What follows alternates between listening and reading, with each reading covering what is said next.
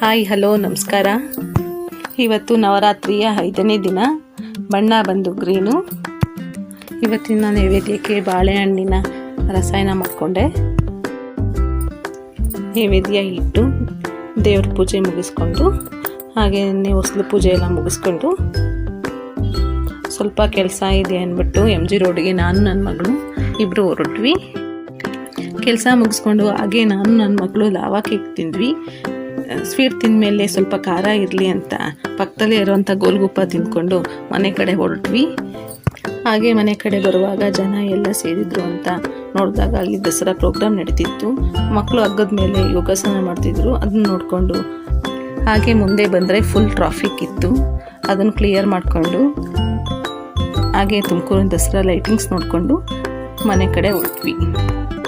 ಇದಾಗಿತ್ತು ಇವತ್ತಿನ ಲಾಗ್. ಬಾಯ್ ಬಾಯ್, take care, ಶುಭರಾತ್ರಿ.